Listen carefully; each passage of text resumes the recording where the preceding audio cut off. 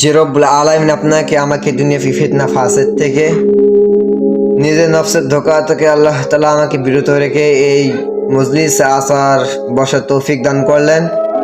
সে রব্বুল আলামিন দরবারে সবাই শুকরিয়া আদায় করি, সবাই আলহামদুলিল্লাহ।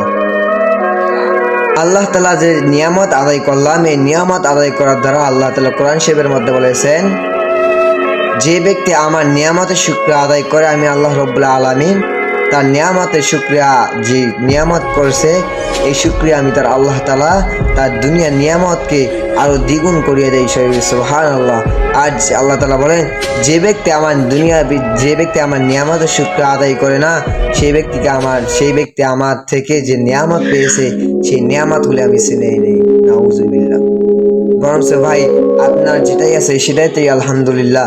আপনি কাজ করতেছেন, 500 টাকা কাজ করতেছেন, এটাতেই আলহামদুলিল্লাহ। সর্বদা যে অবস্থায় থাকি না কেন সর্বদাই আলহামদুলিল্লাহ বলতে হবে, আল্লাহর প্রশংসা করতে হবে, আল্লাহর নিয়ামতের শুকরিয়া আদায় করতে হবে। আল্লাহ তাআলা বলেন, যে ব্যক্তি আমাকে ডাকে আমি তার ডাকে সাড়া দিই, যে ব্যক্তি আমাকে ডাকে আমি তার ডাকে সাড়া দিই।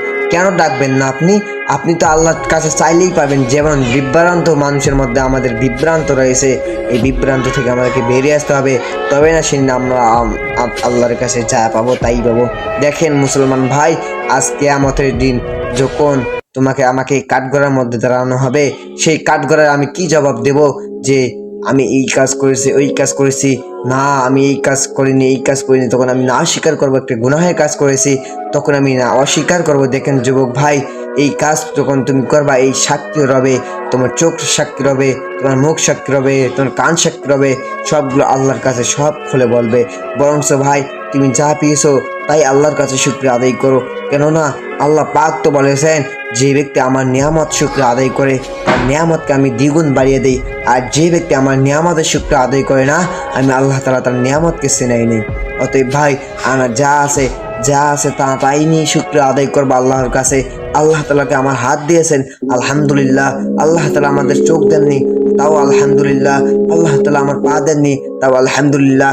দেখেন ভাই, আমরা যে সুস্থ শরীর বলে এই ভিডিওটা দেখতেছি, তার দেখার মাধ্যমে হচ্ছে, দেখেন ভাই আপনি এই ভিডিওটা দেখতেছেন, তার কাছে আল্লাহর কাছে শুকরিয়া আদায় করেন যে আমি এই ভিডিওটা আজকে মোবাইলে দেখতে পারতেছি।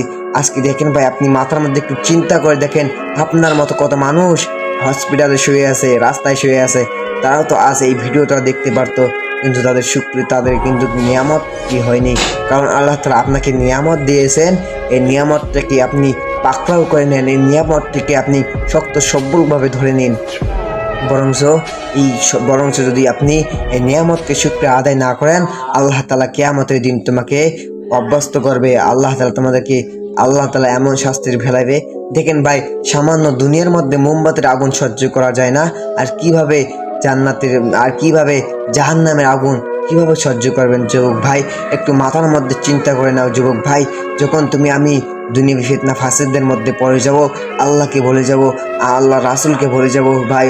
অতএব ভাই, আমরা ফিতনা ফাসাদের মধ্যে পড়ে থাকতে চাই না, আমরা বিভ্রান্তির মধ্যে পড়ে থাকতে চাই না, আমরা ইমানি শক্তি নিয়ে বেঁচে থাকতে চাই, আমরা আল্লাহকে ভালোবাসে বেঁচে থাকতে চাই, আমরা আল্লাহর রাসূলের সুন্নতকে ভালোবেসে থাকতে চাই। এই পৃথিবীতে থাকতে হলে আল্লাহর নিয়ামতের শুকরিয়া আদায় করতে হবে। রাসূল সাল্লাল্লাহু আলাইহি সাল্লামের হাদিস এবং যা বলেছেন, তার যা বলেছেন নিয়ামত সম্পর্ক, সেই নিয়ামতের শুকরিয়া আদায় করতে হবে। আল্লাহ রাসূলের সুন্নাত মোতাবেক চলার তৌফিক দান করুক আল্লাহ। সবাই আল্লাহুম্মা আমিন।